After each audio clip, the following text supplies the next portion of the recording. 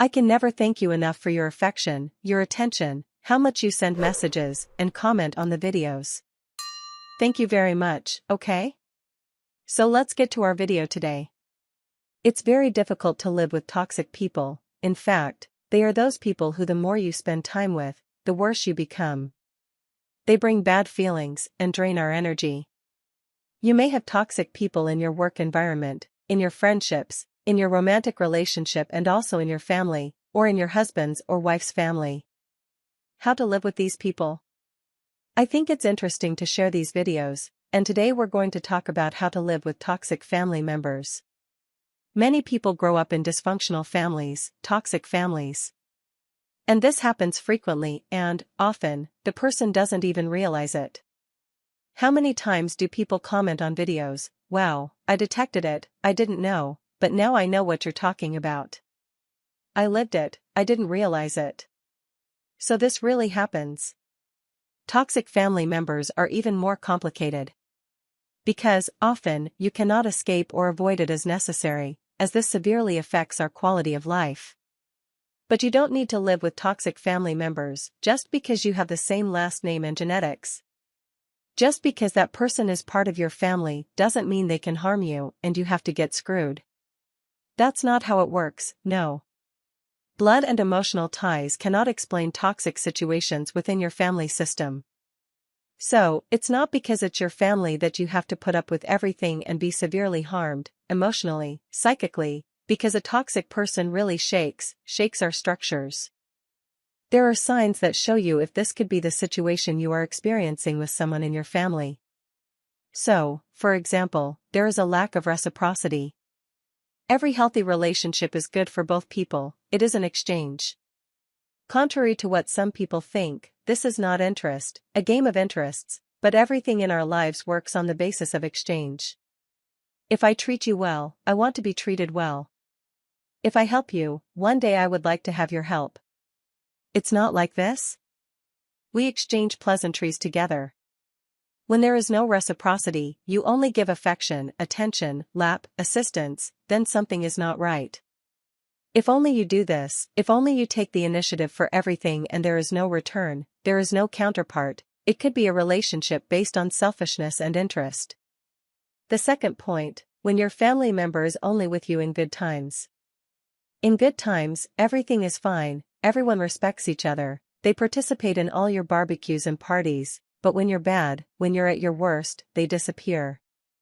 So, this is also an indication that you need to keep an eye on. Another characteristic, they make you feel guilty. Toxic family members always make you feel guilty.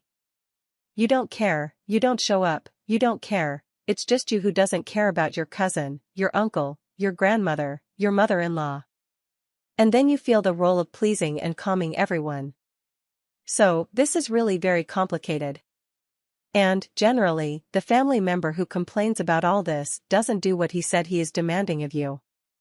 He doesn't call either, but he thinks you have an obligation to call. So, it is also an indication of toxicity. Victimism is also a very complicated thing. Everything you do generates a drama, a scene. This victimism is characterized by the form of control, because acting as a victim, as if everything and everyone were always against that person, then they draw attention to themselves, holding others hostage to their whining. This is a form of control. And, not to mention that it's difficult to live with a person who is always whining. It's make bad. A gossipy relative is also very complicated. He is the one who always gossips like someone who doesn't want anything, but is always sowing anger and discord. So, he goes to so-and-so's family there, to his aunt, he talks bad about you, then what the aunt said, he comes to tell you. It's a back and forth process, it's a really complicated thing.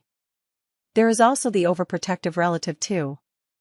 It could be a grandparent, a father, a mother, who always makes you feel insecure about taking any initiative and leaves you incapable of having autonomy, and you become emotionally dependent. This really is quite complicated, it is very toxic, and it can permeate your entire life.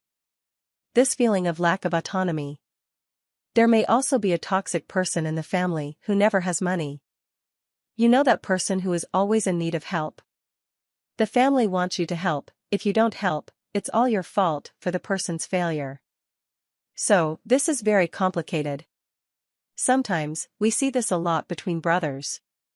The family wants the other brother to help the other, and, if he doesn't help, he is the villain.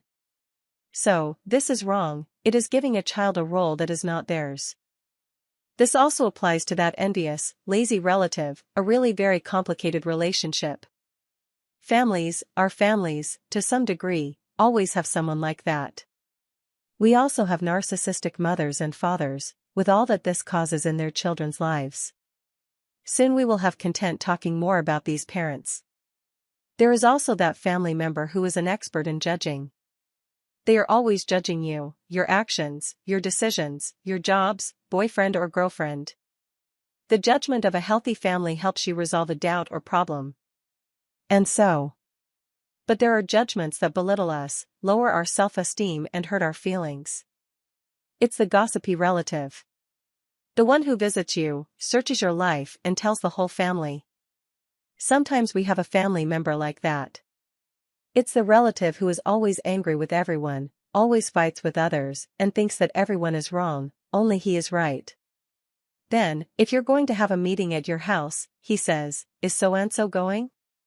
If so, I'm not going." Then you stay in that tight skirt, because if one doesn't go, the other doesn't go, and you didn't fight with anyone. It's very complicated. This happens commonly. There's the relative who gets involved in everyone's business, but if you talk about his family, he becomes a jaguar and breaks up with everyone. He just wants to talk, but he doesn't want to hear anything. There is also, sometimes, and in many families, a family member who has addictions, alcoholism, drugs, where the whole family tries to help and often fails, and then it ruins everything. All of this complicates the entire family structure and becomes a really heavy, very complicated environment. Many toxic situations and people can be part of our family, including ourselves. We can be toxic. Of course, to a small degree, these things can happen in all families, but in a functioning family, these attitudes are reviewed and improved. But we are talking here about families that have a greater degree of toxicity, of harm to family life. But then, how to act? If you identify these situations, really try to become aware of the situation, pay attention to how they act and how much it makes you depressed or uncomfortable, how much it shakes you. Toxic people have a great power of persuasion, through emotional blackmail and control. This can come from your parents, your child, your mother-in-law, the people you love and care about. If you have detected all of this in a family member, trust your perception, your intuition, and gradually move away. It's not that you will disappear, but you will preserve yourself. Even preserve the family relationship, but you shouldn't get involved in the drama, don't get too involved. Reduce coexistence, make your life and your rules. If you can't physically move away because you sometimes live with your family, move away emotionally. Shield your feelings, don't absorb, listen, but don't take it for yourself. Understand that that problem belongs to the person. So, get involved as little as possible. Set limits firmly, really firmly, and politely. For example, if your mother-in-law speaks badly about you to everyone, if your sisters-in-law compete with you and belittle you or promote fights between you and your husband, set limits. Talk politely and say that you understand what they do, and propose a truce. If it doesn't work, walk away. Talk to your husband or wife and come to an agreement on a strategy to live better without these interferences. If your parents don't respect your choices and decisions, if they interfere in the education you give your children, thank them for their concern and set limits. They need to understand that you are a thinking and independent being, that you know how to raise your children, that, if you need a tip, you will definitely ask them. Always speak with respect and affection, because they often do this out of excessive zeal, or because they don't realize it, and also because they want to continue to be part of your life. But everything has limits, even for fathers, mothers, and children. We have to respect each other's individuality. If living together is really difficult, then walk away. Family is our foundation, it has enormous importance in our lives. If they hurt us, they can also be the most destructive thing in our existence. so that's why it's delicate. So don't feel guilty if you need to step away. Get along as necessary. This attitude can prevent a definitive breakup, which is much sadder, isn't it? We can't run away from our family, but we can learn to deal with all of this, because you can't change people, but you can seek a distance that allows you to have peace and autonomy over your own life without need to break up. There are cases where a breakup is very necessary, there is no other way out. But, before that happens, we can really protect ourselves and try to live together with respect. Did you like the video, guys? A big kiss. I hope you have very few toxic family members. And until the next video, don't forget to subscribe to the channel. Kisses, guys. Until the next video.